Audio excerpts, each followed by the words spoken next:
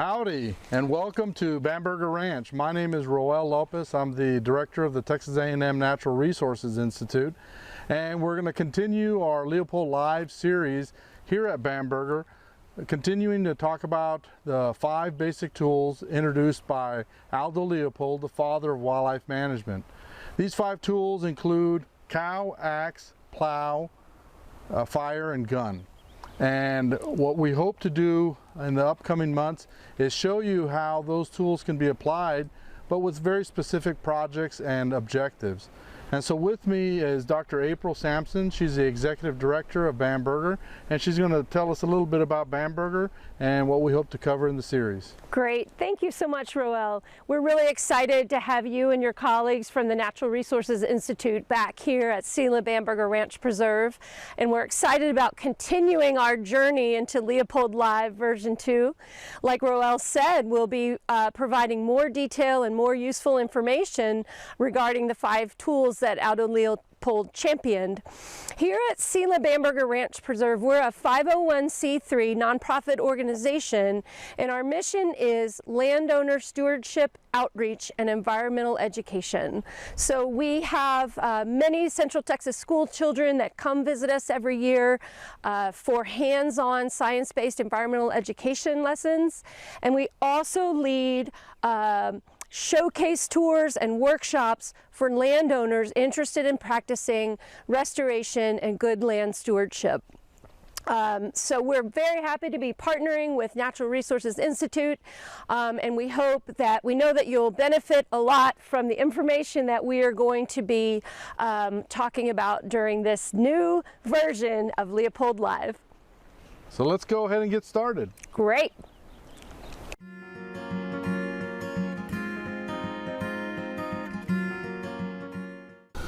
Good afternoon.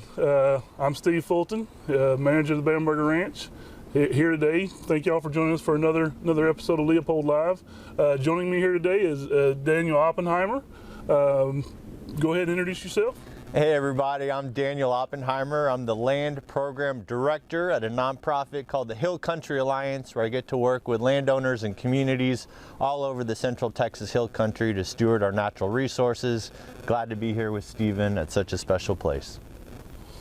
Well, today our subject is one species. It's Ash Juniper, commonly called cedar or mountain cedar. Ash juniper or blueberry juniper is a species that is endemic to the hill country. It is also a native species. So tell us a little bit about how this tree gets a bad rap and what's some of the good things about the juniper tree. Yeah, so I want to go back to Stephen's point. This is in fact a native species. This is a native Texas tree, which a lot of people don't necessarily know. You might ask, well, how do we know that to be true? Well, there's a number of ways that we can look back. We can look at pollen records going back many, many thousands of years. You can look at the artwork, the lithographs and the paintings of some of the earliest European settlers, and you can read about their stories crisscrossing the hill country. And what you'll see in that artwork and in those early stories is that the hill country wasn't just an endless sea of grass. It was a patchwork of grasslands and savannas, shrublands and woodlands and forests. And this tree right here was part of that landscape. And it does get a bad rap, and it's really not because it's an evil tree. Okay, it's a tree, and it really is a survivor. And as a native species, there were things in place historically, let's just say pre-settlement, that kept this tree from being as invasive as we find it today. One of the big limiting factors for this tree taking over the hill country. So again, we're talking about pre-settlement times. Fire, natural wildfires. And anytime when you have a climate that we have here in the hill country, which is more of a dry climate, more of an arid climate, and you have all that grass for those fine fuels, it's pretty easy for a natural wildfire to begin. And this tree is a species that is easily controlled by fire because if it's a small enough size or if it's drought conditions, it does burn readily. So what are some other ways that this tree was kind of and in that patchwork you talked about, how it was kind of kept in that naturally in that state? So yeah, the hill country is an incredibly diverse ecosystem. We're really at the confluence of, to the west we've got the Trans-Pecos and the Chihuahuan Desert. To the north we've got the plains and the cross timbers and the brush country all coming together. So this is a naturally really diverse ecosystem. We've got over 50 species of native fish. We've got over 150 native shrubs and trees, and over 200 species of grasses and 400 species of birds. And so this is just a naturally diverse place. And yeah, the Ash Juniper was a just natural part of the system in those shrublands and those woodlands. And yeah, we've altered this ecosystem in a number of ways through settling it. And to go back to that bad reputation, there's really two main reasons why this native tree gets a bad reputation. One is that it's able to spread quickly, especially in areas where there's degraded land. And often people mistake the tree for the symptom. They say, oh man, it's taken over. But really what it's doing is it's reestablishing soil and helping those degraded areas. The second reason, and my mom would probably put this one as first, is there are a lot of people that are really allergic to the pollen of this tree in the winter time. So again, its ability to spread rapidly and the pollen, which really gets to a lot of people's allergies, I'd say are the two main reasons why this plant gets a bad reputation. Okay, yeah. I totally attest to the allergy issue, as my coworkers would agree. So historically, pre-settlement times, this tree was in more of a mosaic with grass and other hardwood species, hardwood trees, i.e. our escarpment black cherry, which used to be a more common species throughout the hill country. We have a lot of them here, but it's not one that you just find everywhere. And a lot of that has to do with that land use change. So when the bison were actually another tool that kind of kept the hill country as a mosaic. So the bison, think of herds. There's over 50 million estimated population of bison in North America. So think of a herd of just 100,000 that would be moving through an area the size of the Bamberger Ranch, 5,000 acres, and what it would look like once they pass through.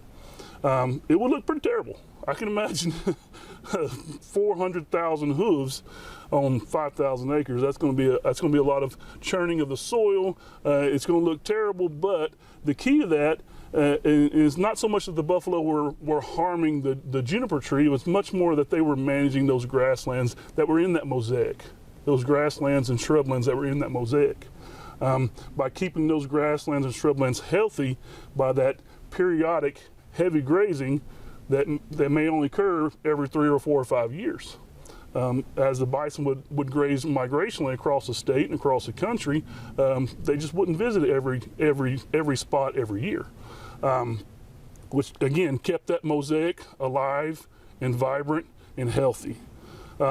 So what we're seeing here around us is this condition was present pre-settlement, but there was more of the forested areas were more of a mix of hardwoods and juniper, even though there were canyons and steep-sided ravines that were choked with juniper. So, speak a little more about the good things about the juniper. Sure. So again, this native tree can sometimes get a bad reputation, but as with any plant, it provides a number of benefits. One of the main things that it can do with its leaf litter is it can take degraded, beat up soils and start to rebuild them, start to recreate that sponge effect where we can slow and absorb water into the land. There's a number of critters like the scrub jay that eat the berries during the winter time. It provides great dense cover and refuge for deer and other wildlife. And so there's a number of benefits from restoring the soil to refuge and shelter to being a food source for a whole bunch of species. And so when we think about management, we need to think about not just, how much cedar should I cut down, where and when and how, but, what are our goals? If we're trying to enhance habitat or improve groundwater replenishment, we need to start by thinking about, what are the goals, what are the values that we're trying to promote as landowners and stewards, and that's going to start to inform the process for if, when, and how we might start to control some of these trees. I like it. Yeah. So I don't disagree on any of those points, but to play a little bit of bad cop. So I would in my experience and my observations, when we're talking about soil building, sometimes I would say that would be conditional, depending on percentage of slope. Of course, if you got a really steep hillside, it's hard to build soil with any kind of plant. Sure. So having a plant that can survive there with basically no soil is better than having just a bare hillside. So sure. Good cop, bad cop. Yeah. I'll play a little bit of both. Yeah. But really the worst thing about having an entire landscape in this condition, which was present, if you go back in time 50 years, 100 years, this condition that you're seeing around us was more prevalent than it is today. And this condition is all due to the fact of land use change. So when you go from that migrational grazing of bison and those periodic wildfires to fences and too many livestock, overgrazed land, that fuel for those fires is gone now, because the fuel was those fine fuels that were those grasslands. And add to it the overabundance of not only native white-tailed deer, but all these exotic species like axis coming in, and they start to hit on some of those hardwood species, especially the seedlings and the saplings, and that's really going to alter the structure and the health of these forests and shrublands. Yep. So, and we're going to talk a lot about juniper today, but this is not the only brush species that's a problem in the hill country. It's just the one we're highlighting today. So when you go through that land use change, and now you have areas that are more or less void of vegetation, and you have this tree here that produces a lot of berries, and we've already talked about some of the species that like to forage on those berries, and then they plant those with us, and we'll show you a spot over here where the birds have planted quite a few lovely little juniper trees for us. But so that area of void from overgrazing or overutilization, this tree is very opportunistic, and there's not much that eats the actual foliage of this tree. So if nothing's going to eat it, but the livestock you're going to have, or the wildlife or the exotic wildlife eats everything else, but not this will take over. And it does not take a long period of time. And so going back to being a bad cop, the worst thing about this condition is the lack of diversity. So if you look back under here, there's very little understory, there's very little graminoids or other brush or other understory woody plants that can survive in here. And a lot of it has to do with, most of it is light infiltration. So I know how I tell our guests how to get from this condition to more of this condition that's on the other side of the camera, which is mostly a grassland with a little bit of oak overstory. How do you advise landowners when they come to you with that question? How do I turn this into that over there?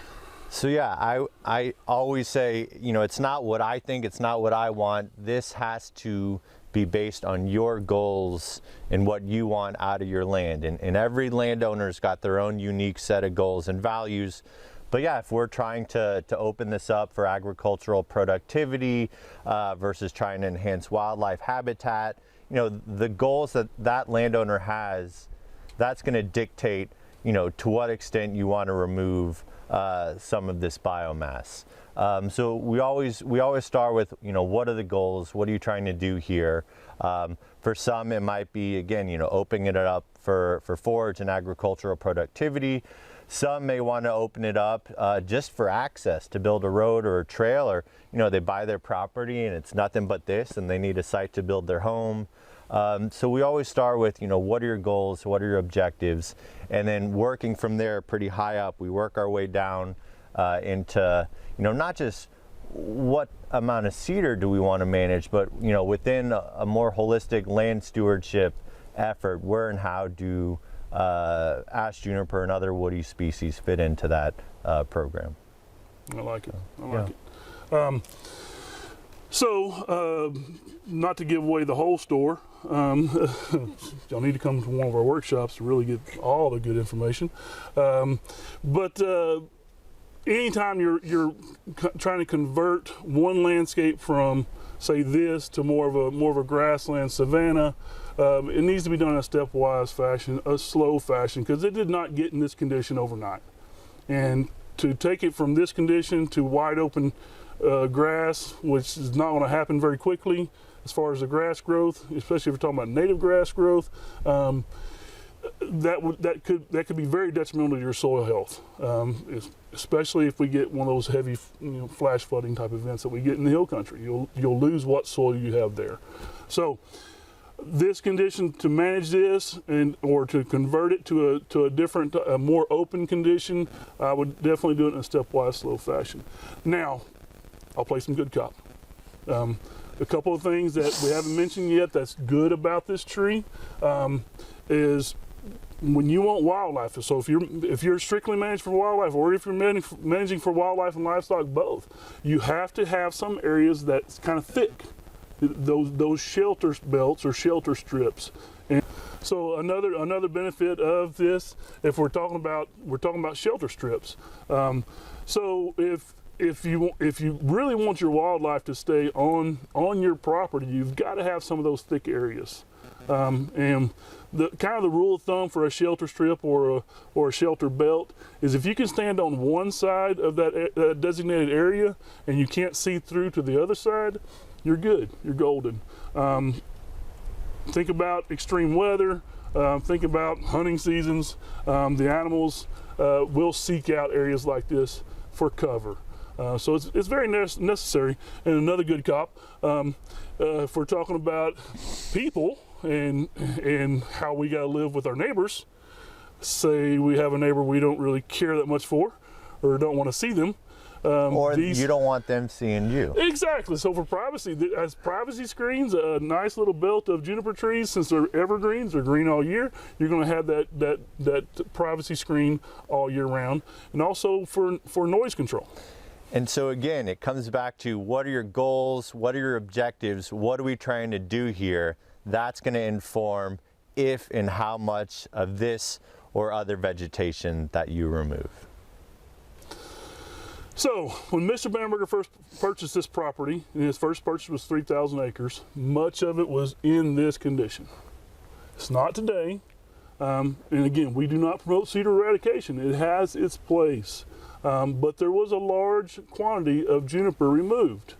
And it was not removed in the techniques that we'd use today, but we're talking about the late 1960s, early 1970s. So the tools and techniques that were available then were what were used. So it's mostly a lot of bulldozing, piling it, burning it to get rid of that slash material. But the key to restoring this to more of that mosaic we've been talking about was reseeding of those areas with native grasses. And then other than that was just controlling some of those populations of white-tailed deer and some of the exotics that were here. So the hardwoods that were here was just given that chance to multiply and make better forested habitat. Instead of having more of a monoculture of juniper, a lot of our forested areas are more hardwood with juniper mixed in. So that more natural condition that we think about for pre-settlement. However, we still have a lot of areas on the ranch that is more of a cedar thicket, and left that way on purpose. Oh. So, have we exhausted it yet? Should we get into the fun stuff, like how to remove it and go show our little toys? Oh my goodness.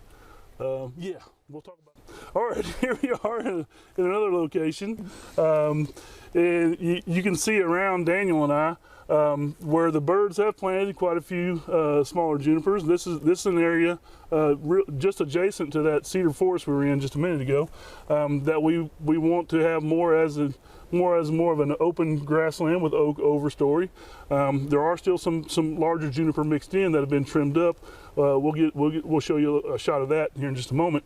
But as far as maintaining, in this instance, we want to maintain more of an open grassland, but we have these little invaders, and it's those birds, the scrub jay, the cedar waxwing, and several other species of birds that really like to eat the juniper berries, and which it really is a staple of their diet at that time of year when the berries are prevalent.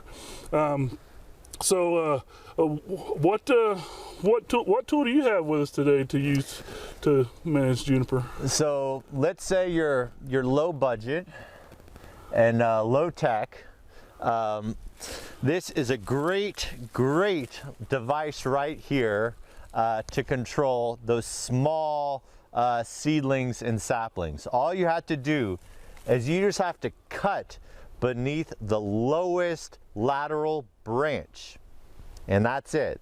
Some species are much harder to control, but we're going to look right here. If you've got a little Ash juniper seedling or sapling, all you have to do again is cut beneath the lowest lateral branch.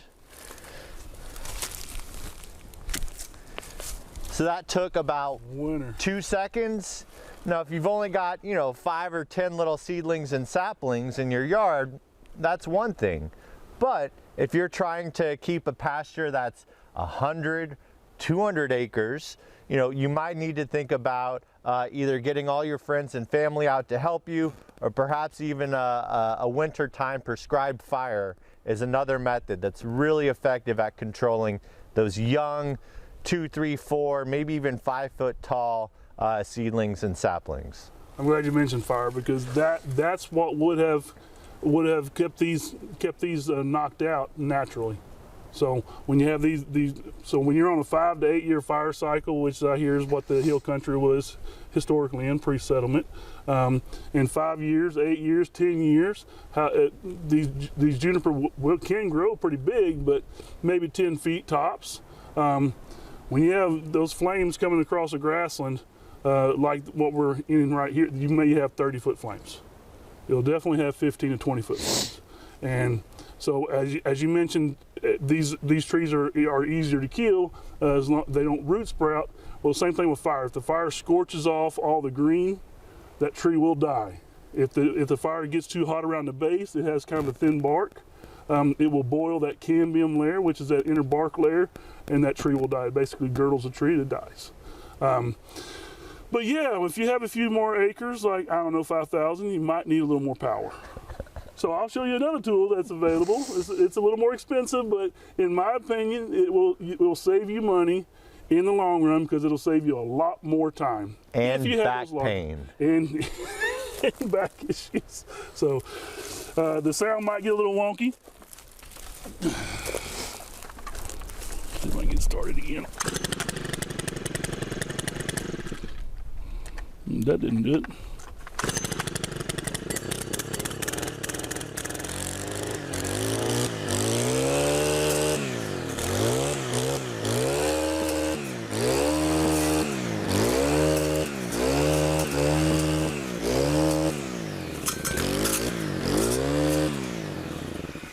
I don't know how many that was a second, but I think it was more than one. I don't think there's any room for improvement. The only shortfall to mechanized engines like this is sometimes they don't want to start. So, but as long as you keep your machine maintained well, this is just a steel brand string trimmer that the string attachment, the head was taken off and replaced with a different kind of attachment that allows to put a saw blade on the end of it, and it works great. And always wear those safety glasses. Do as we say, not as we do. Yeah. Hopefully OSHA's not watching. Anyway, juniper control, and here on the ranch, this is what we do. This is what we've been doing since the original work. The original work was a lot bigger trees, a lot thicker trees, but for the last 45 years, it's just been maintaining what was done then. Now, maybe unfairly targeting the juniper tree, because now we have other brush species that are somewhat out of control, that we have to work harder on today. But since we're talking about juniper, we'll end with just juniper.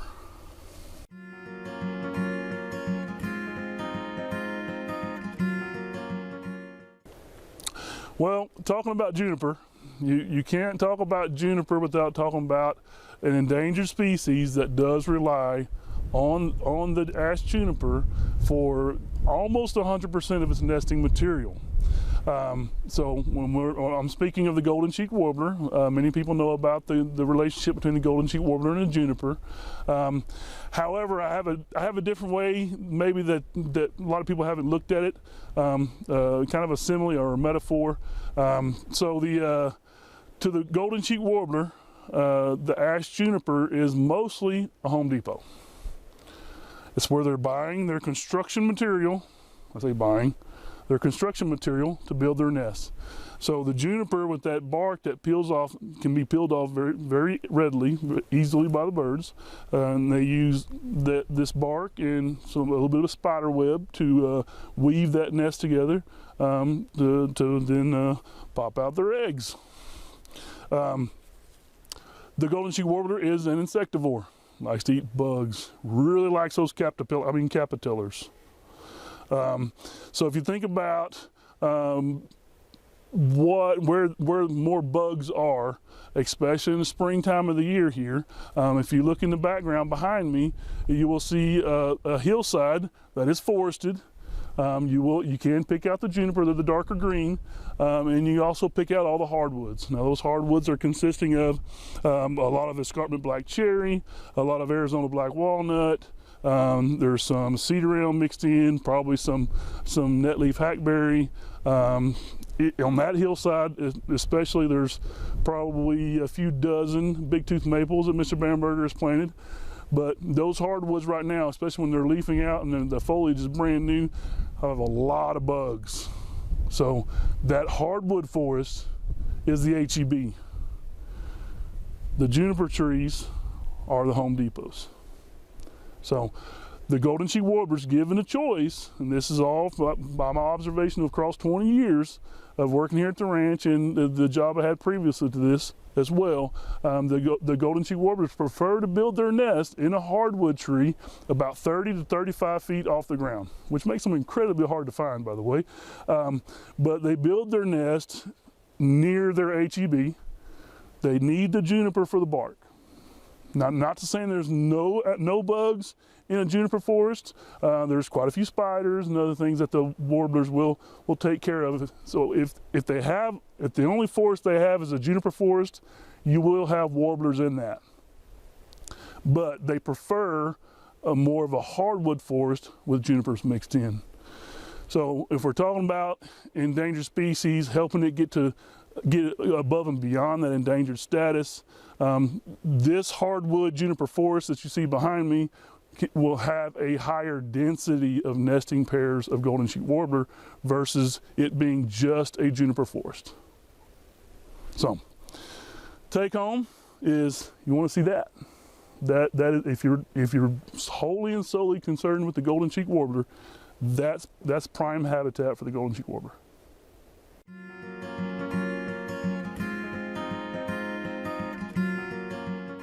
Plant really likes to establish in degraded, beat up spots, and so it can take those bare caliche, really disturbed areas and start to restore them with its leaf litter. And when it's depositing this leaf litter, it's starting to deposit all that organic matter and start to build up the soil.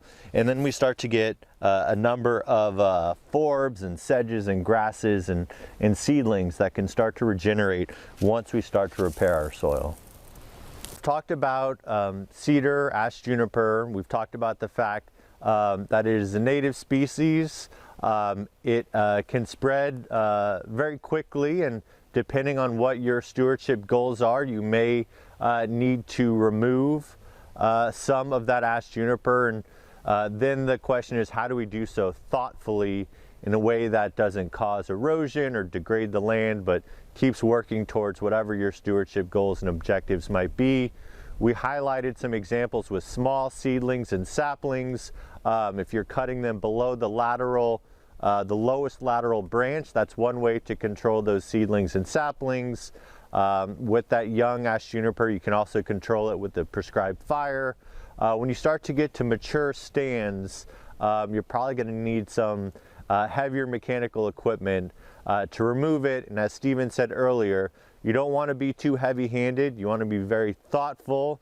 You want to go in phases and really make sure we're not removing too much vegetation such that we'll have erosion, lose that valuable soil, and set things back. So once we've figured out, where and how to remove some Ash juniper, to work thoughtfully towards whatever your goals might be, another question you need to think about is what to do with that biomass.